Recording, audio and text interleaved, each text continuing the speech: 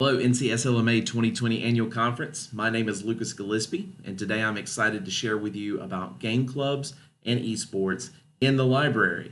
We're going to be talking about how those two things are very powerful for learning and how they can attract patrons into your library and how they connect to learning today. Resources are available. This slide deck is available. You can see the URL here on the screen. I will also share that via my website, which is edurealms.com. You can find that information there. Lots of other resources there available as well. So a little bit about myself. I am the Director of Digital Learning and Media for Surry County Schools. I also direct our Virtual Academy and our AIG program. So lots of hats that I wear. And I really believe that it's important for us to connect. So if you're on Twitter, and I hope you are, reach out and let's connect. I am Lucas Gillespie on Twitter. That's Gillispie. Reach out and let's connect. We're better and stronger together as far as educators go. Also, there again is my website address, edurealms.com, so you can find resources related to games and learning there. Please don't judge me. I don't update it as often as I need to. But you'll find resources from other presentations I've done in the past, articles, and other things related to using games in education, which is my area of expertise. In case you hadn't figured it out already, I am definitely a geek, and I have been all my life. And what's interesting to me is that I live in a time where that's become sort of mainstream, right? Perfect example is shows like Big Bang Theory. Any Big Bang Theory fans out there? I hope you are. I love it. And of course, any presentation is not valid unless it has a Venn diagram. And so I think this one pretty much nails it as far as where I stand in this sort of spectrum of personalities. Hopefully, I'm in the middle of this one. All right. So I want to talk to you a little bit about the world that we live in today. It's a really interesting place, and geek culture has certainly become way more mainstream today. And one of the things that I want to share with you, of course, is about esports. Esports, we're going to talk a little more about what that is, but I'm going to throw a figure out to you right now that in 2019, esports will be, or I'm sorry, in 2020, esports is going to be a $1.5 billion industry. You see in this slide here a stadium. It is packed with people, and those are folks there not to watch a sporting event, but to actually watch competitive gaming in person, live in an arena. This is probably, it looks like, either League of Legends or DOTA. I'm not sure which. I can't see in that screen. It's a little small, but definitely super interesting and growing industry these days, and it's something that we need to pay attention to because as colleges and universities get on board, it's starting to spill down into K-12 education too, and that's really exciting. We're going to talk more about that in just a moment. Also want to talk about the board game industry, which is seeing a real renaissance these days. Board gaming, tabletop gaming, role-play gaming is surging, and industry analysts believe that this is going to be a $12 billion industry by 2023. There's also lots of opportunities for us to connect these exciting play-based experiences to learning in our libraries. And what kind of world do I live in? This is insane, where players play Dungeons and Dragons together. Famous people, Vin Diesel, for example, hosts live streamed D&D sessions online and streams those out. And it's become very popular for people to watch and watch live streams of famous people playing Dungeons and Dragons. It's an interesting world. We're going to talk more about D&D as well. And then, of course, there's this. This happened last year. We had a 16-year-old from Pennsylvania winning a $3 million prize in the Fortnite Championship. Just for the record, that is more than Tiger Woods won in the same year for winning the Masters. So let that sink in. Get that perspective for a little bit. Again, what is this world that I live in? This is fascinating.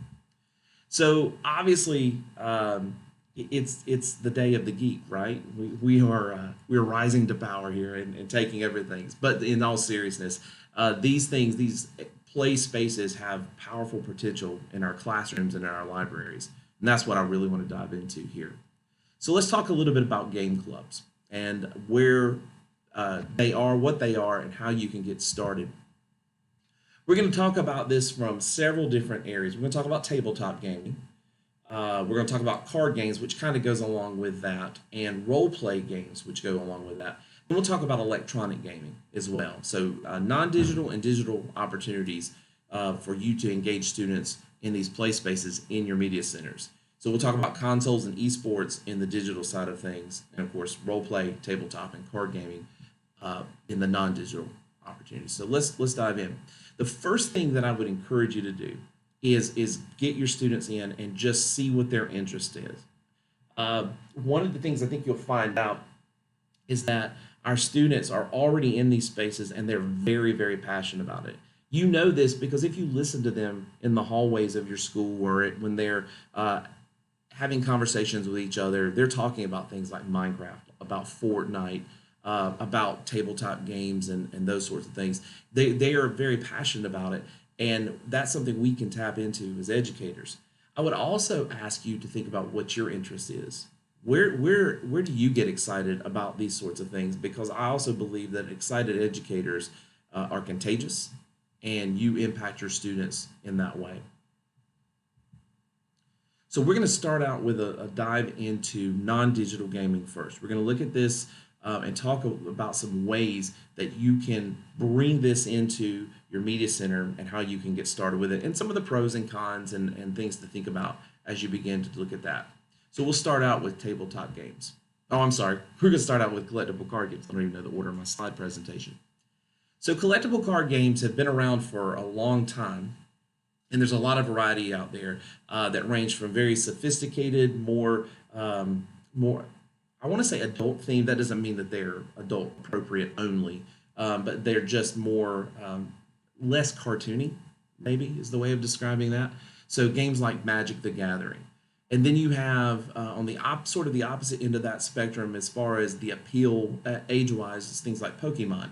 But that's blurred a lot. So there are adult players who love Pokemon, and there are young players who love games like Magic the Gathering. And then somewhere in the middle, I might put in there games like Yu-Gi-Oh! There's lots of other examples of these kinds of games out there. So let's talk a little bit about collectible card games. Many of your students probably already play these games. If you are in the middle and high school range, you may have some students that are actively playing games like Magic the Gathering. You may see them playing these in your classrooms or in the hallways or in common spaces already. They may be playing them in your library already. Who knows? But I will say this, media centers are great spaces for this because you have the space and you have the number one thing that they need, and that's table space. I will tell you about these games. These games have great vocabulary building opportunities because students are motivated to play them, and they include some pretty complex vocabulary. They foster strategic thinking. There's a lot of book tie-ins. There are book series based on these games like Magic, based on Yu-Gi-Oh! A lot of manga out there tied to some of these things. So lots of opportunities to say, hey, you like playing this game. Here's some books about it. Why don't you read more about your favorite characters? So you could do that as well. I will tell you that my recommendation to students in my club, and I sponsor a high school level club at our early college, that collectible card games can be very expensive to play competitively. So if you really get into it and you want to compete in tournaments, and I will tell you, Magic the Gathering has some pretty high prize dollar tournaments that are around in the area. If you want to compete at that level, it gets a little expensive to get in, but you can get in and play at lower levels and have fun regardless. Typically, these are two-player games. However, there are multiplayer formats. I know with Magic the Gathering, there are rule modifications, house rules, and things like that where you can get lots of people around the table playing at one time. So it just depends. There's variations on that, but typically the standard way that these games are meant to be played are two-player games. So again, something to think about. Not too expensive to get started, but if you want to get super competitive, it can be really expensive. All right, tabletop gaming. This is one of the areas that I'm super excited about. So first off, let me explain to you right now that we are undergoing what I would call a renaissance of board gaming. Tabletop gaming right now is so very popular and it's growing, and part of that is a I would say a reflex to this sort of idea that we spend so much time on our screens that we're buried in our phones all the time, and we feel disconnected. And I would say that that is not always the case, that a lot of people are learning that they can get together and have social experiences around the table, playing great games, great board games. Now, one thing I'm going to jump ahead a little bit in my bullet points here. One thing I will tell you is this isn't what you probably are thinking of when you think of tabletop games. A lot of people think of board games, they think of things like Monopoly, Chutes and Ladders, and Life, and things like that. And though some of us may have fond memories of those games, some of us do not have fond memories of those games. Some of those games are the result in a lots of family strife and drama, right? So a lot of these games that I'm going to be talking about and would recommend that you check out are not the kind of games that you typically would find at your local Walmart or Target, though that is changing. And these kind of games are starting to show up on the shelves at places like Walmart. In fact, I saw one of my favorite games, Ticket to Ride, the other day at our local Walmart here in northwestern North Carolina. So that's really exciting. There's opportunities for people to get these games locally now, and you probably already have somewhere nearby, if you're kind of close to a fairly major city or town, a local game store. And I highly recommend that you support your local game store. They provide places to play, are typically very willing to teach people how to play these games, and they love, in my experience, partnering with schools. We have a local game store here in Mount Airy, North Carolina, and run by former students, which is exciting to me. And they are always happy and willing to support our schools and give teachers discounts, and our librarians discounts as well. So definitely something to look at. So one of the things I will tell you about these games is that these games really are exciting. So for me personally, when I started introducing these sorts of games to my students, I said, hey, let's play some board games. They were thinking things like Life or Monopoly, and they were kind of like, eh. And so I really had to convince them, I promise you this game is not like anything you've played. Let's sit down, gather around the table, and let me show you how this works. And what I found was they were super excited about that. Once they got into it and started playing it, it was really a lot of fun. And they wanted to play again, and they wanted to play more games. And now, several years into implementation of our game club, we have a huge library of games that we've built up through Donors Choose, and partnerships with local businesses and things like that. And they're really excited. Students are buying their own games and bringing them in and teaching others.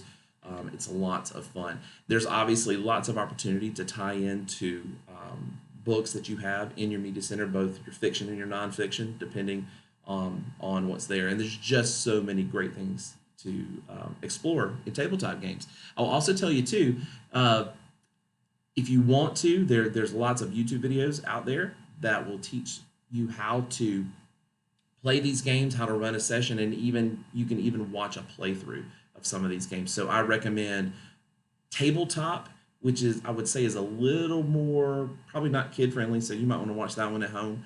And then Watch It Played with Rodney Smith is fantastic.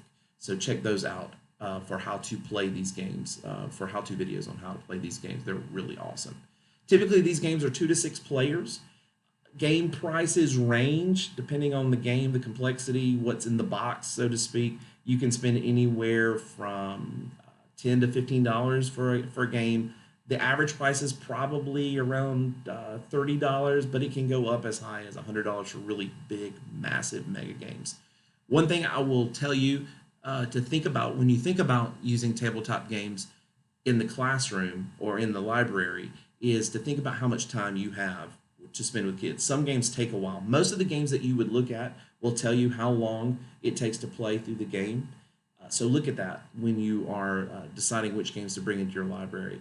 And if you don't have a space that you can dedicate to, say, starting a game and finishing it sometime later without taking everything down, then I would focus on games that can fit in the time frame that I have to offer. All right, let's move on. Role play games. Role play games are also seeing this big resurgence these days. It has become very popular for people to get around together and play games like Dungeons and Dragons or Pathfinder, or there's Star Trek role play games or Star Wars role play games. There's lots and lots of things out there for people to explore. And typically, what happens in a role play game, it's really what I would describe as a shared storytelling space.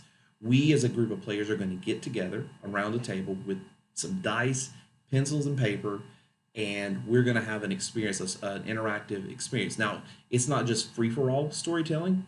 You can play it like that, of course, is an option. But if you want to play it more kind of by the book, then somebody is going to sort of facilitate the game. We call that person the dungeon master. They're going to run the game.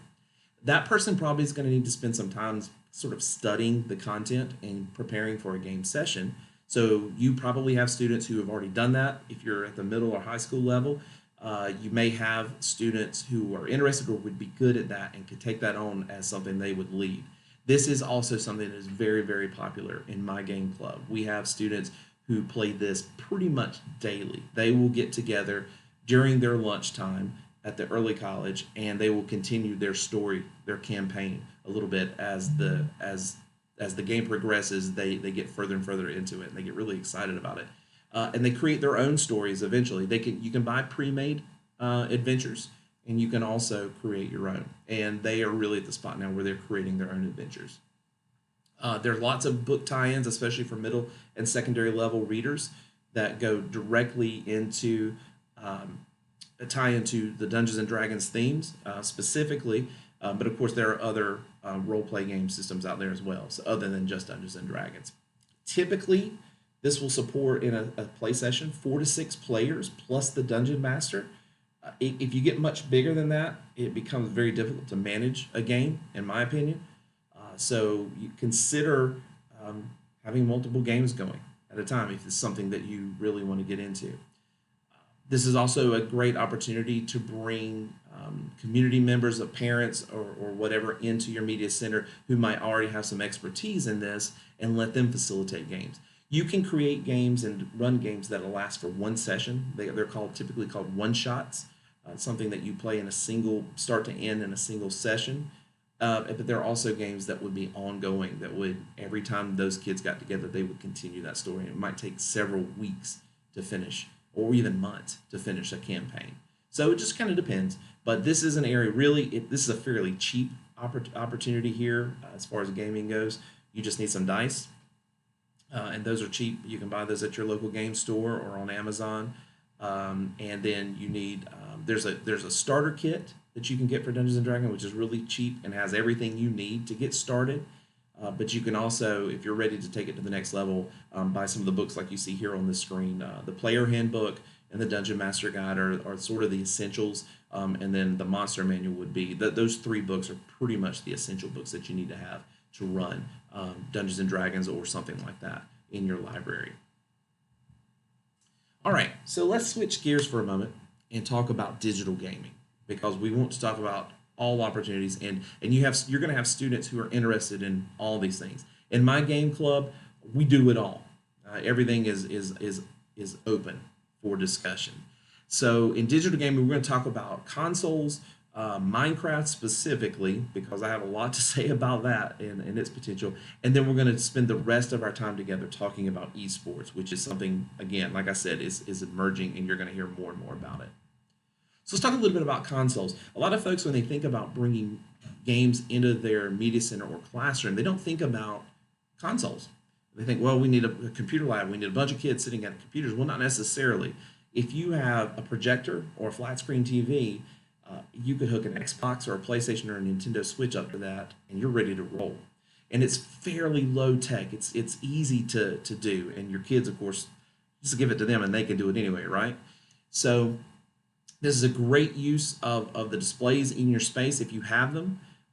This is going to draw students in, especially a demographic that we probably want to see more of in our media centers, that are probably reluctant readers. We can bring them in and say, hey, you're playing that game. Do you know this book ties in really nicely with that game?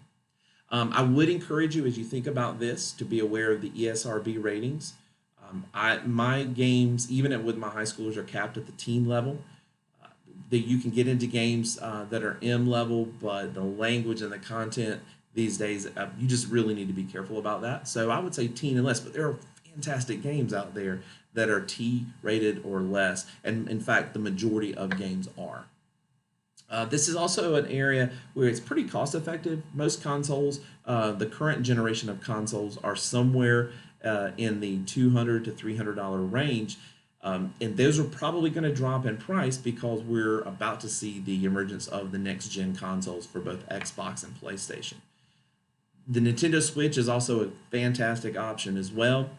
Lots of popular games there. It's really just a matter of looking at what your students might be interested in. And also consider your students probably have these devices, and if their parents are willing to let them, you might consider having a day where the students just bring their own devices in. Typically, these games are 2 to 4 players, depending on the number of controllers that you have as well. But again, good tie-in, good opportunity to connect the game content to literature that you have available, both fiction and nonfiction.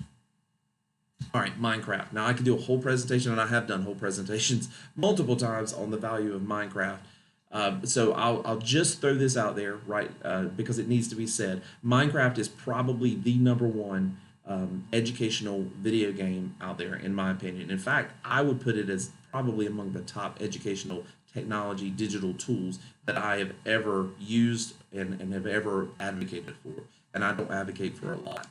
Minecraft is a platform that has a low barrier to entry for our kids. They can express a lot of creativity. It's very flexible, and you can use it for so many different things in learning. It's available on pretty much every platform you can imagine. Students probably already have their own copies of it. There's really just no reason not to be using this and having Minecraft days. In fact, one of my media centers already has a game club and then has a separate Minecraft club because the demand for Minecraft was so high. If you have computers in your media center, certainly you could let students log into their own accounts if they have them for the either the what's called the Windows or Bedrock Edition Minecraft versus the Java Edition, either one.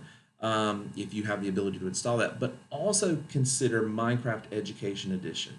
If your technology department in your district or your school is willing to purchase that, they can bundle that in with their Microsoft agreement if they have one. So that's one option.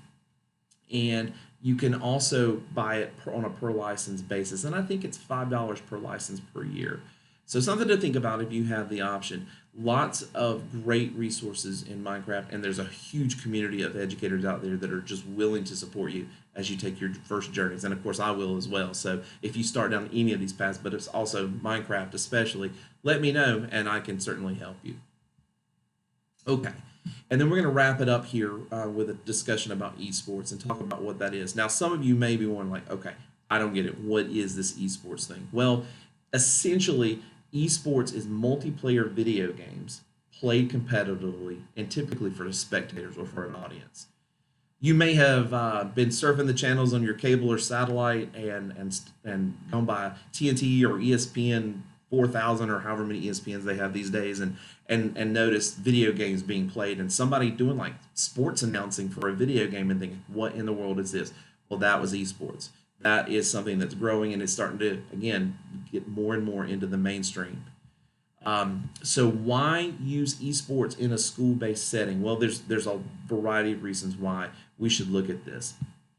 And here's a huge bullet list. I'm going to just kind of skim through these really quickly for you. But one, this is a great opportunity to take a team-based approach to gaming. It's an opportunity to build teamwork, leadership, communication skills. Right? So students, just like players on a football or basketball or volleyball team, have to work together, coordinate, practice, communicate with each other on the playing field. Players in esports have to do the exact same thing. What's awesome is that this may, and of course there's going to be overlap, but this may appeal to a group of students in your school who don't really have a place to anchor them, that anchors them in school otherwise. This is going to help you bring in some of those outliers who are just really not connected and give them an opportunity to emerge as leaders and to be a part of the team. There are obviously direct connections to career technical education, There's more to esports when you get at certain levels than just playing the games. There's also the opportunities for media production, running a YouTube channel, running streams, broadcasting, marketing examples, for example, and things like digital media production, graphic design, etc. Lots and lots of opportunities. Typically, esports programs will also incorporate activity or well-being components. So that's sort of counterintuitive. We typically have these stereotypes of people who play these games as sort of being backwards, poor health, like kind of in the basement of their mom's house or something like that. And that is really not the case. In fact, that's really an unfair stereotype that's not true. Most esports programs really emphasize holistic well-being, exercise, getting outside and being connected, staying active in their schoolwork, etc. Lots of STEM connections with esports as well. And there's opportunities for local, national, and global competition. We have districts in this state that are already starting up district-wide esports programs and are looking for folks to compete with. So that could be you. Currently, and the last number that I have is that there are over 170 colleges and universities that have varsity programs for esports, which is kind of nuts to think about. And many of them are offering scholarships. In fact, somewhere around the tune, the last number I saw was around $16 million in scholarships for prospective esports team members. That's an amazing thing to think about, that I could go to college on an esports scholarship because I am competitive and skillful at a video game. In fact, here in North Carolina, one of the very first colleges to offer an esports scholarship was Lees McRae College. And so that's something I'm very proud of. How awesome is that? And this is also an opportunity to enhance school spirit. So how do I get started in esports? Well, first off, let me talk about this. Why do esports in school? This is a graphic from the North American Scholastic Esports Federation, which is one of the organizing bodies for esports. We'll talk more about those guys in just a moment. But there's lots of connections here, and I've talked about some of these. This graphic actually just shows some more opportunities. Our students are already active in these spaces. So an organized district initiative, this is one of the things that I have advocated for, is an organized district initiative can bring structure and accountability to existing interest and help students understand some of the pathways that are available and some of the possibilities. So what are your next steps? If I want to get involved in esports, well, what do I do? Well, the first thing you need to do is get your students together and have an interest meeting. Post some flyers around the school and just say, hey, we're going to have an interest meeting about esports, and let your students give input on driving the vision. Again, I've said that before. That's super important. Give them an opportunity to have some ownership of it. How you approach it then is going to be up to you and at what level you want to be competitive in this. If you've been to any of the major national ed tech conferences lately, ISTE, for example, or FETC, you've seen esports represented in the past couple of years in a big way, and there's lots of money flowing through this. I'm here to tell you, you can get started with this and not spend much money at all. Okay, what I have learned is that most of the PCs that we have, the sort of basic Dell lab computers, will run many of the games that we would use in an esports program just fine. Now, eventually, if you want to get super competitive about it and where things like frame rate and graphics capabilities are going to make the difference between winning and losing, yeah, you can seek some funding at that point for higher end machines. But I'm telling you, you don't have to start that way. Consoles, things like the Switch, the Xbox, and the PlayStation are great ways to get started as well. Now, as far as the games, what games do we play in our esports program? Well, that's up to you, and I would say let the kids drive some of that. There are certain games that are considered sort of the go-to competitive games for esports. Games like League of Legends, games like Rocket League, etc. Those are obviously very big games. There are other games out there as well, games like Overwatch, Fortnite, etc. that are there, but you may or may not be able to get those into a program for obvious reasons. So it's something worth a conversation, certainly. And that's probably, I would say your kids are probably going to say, hey, can we have a Fortnite club? Their Fortnite Epic Games, which is also based here in North Carolina, is starting to move in the education space, which is really exciting that they are paying attention to it. But it's just something to consider. There are some nice to have sorts of things like peripherals, such as a good mouse and a headset with a microphone is going to be important if you start running team-based games. That's helpful, but it's not necessary. You don't have to have that. One of the things that I really advocate for is for players, if you're having like an official esports, school-based esports team that's going to be competing against other schools, is that they have jerseys. We want to give them a sense of identity. When it's game day, they wear their jerseys. So that's just something to think about. And there are examples. I've got some examples in slides. I'm not going to go through those now, but they'll be in the slide deck if you want to look at them later. Some examples of what jerseys might look like. And then if you really want to take it to a competitive level and have your students have the opportunity to compete against other students, I would recommend joining some sort of organizing body of esports in K-12. There are two main options that really are on my radar. That's Play Versus and the NASEF that I mentioned earlier, the North American Scholastic Esports Federation. Play Versus does charge money on a per student per season basis, and those costs can add up. It gets a little expensive, but they also give you licenses to some of the games that you would be playing. So, and they take care of a lot of the organizing for you. The North American Scholastic Esports Federation, I will tell you, is run by educators and researchers, which is a good thing. That's positive. Has no cost to get started and casts a much wider net in the games and the levels of things that you can get involved in. So just something to think about. Research those if you want to get involved. They're great communities, especially NASEF. Really great support system for educators out there who are looking to take steps into esports. Now, I will tell you, I'm not at that level yet. Because one, I'm at the district level. I'm not based in a school, so it's very hard for me to have the time to invest to be able to support those levels of integration. So I've really been pushing it from a district perspective. But one of the ways that we got started here in Surrey County was just simply having a summer camp, an esports summer camp. And I will tell you, it was a fantastic experience. We used one of our middle school computer labs, basic, again, easy, low-level Dell computers, and ran 5 or 6 different games throughout the week.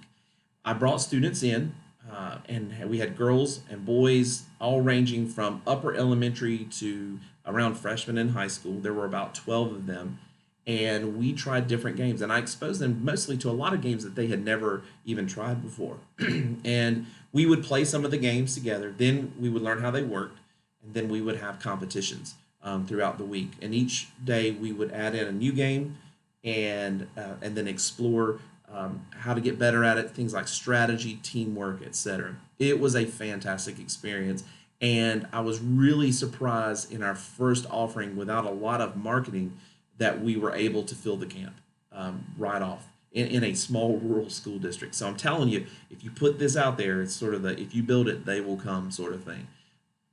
I can help you with that if you are interested and you want to know more about running a camp like this or what games we use. All the games that we used are free and are considered typical sorts of esports competitive games. So it was an awesome experience. I can't wait to run another one. We're gonna do another one. It's gonna be so exciting.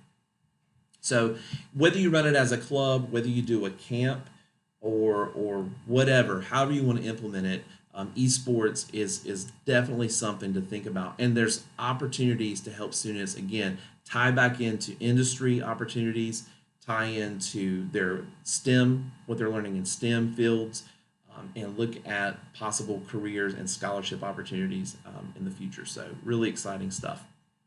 There's a video here. I'm not going to play it for you right now. Again, it'll be in the slide deck, but it's just an example of a high school level esports club that really was good at showing and getting the kids and talking about what they saw was valuable about it, and you get to hear from the teachers as well. So again, my name is Lucas Gillespie. This presentation will be on my YouTube channel and then linked in my website, edgeofrealms.com. Please reach out to me. Let's connect on Twitter, or you can find me easily by just Googling me or whatever. And let's connect. If I can help you take your next steps with games, whether it be tabletop games, role play games, digital games, or whatever it is in the classroom, I'm here to help you. Hope you have a great day and enjoy the rest of your conference.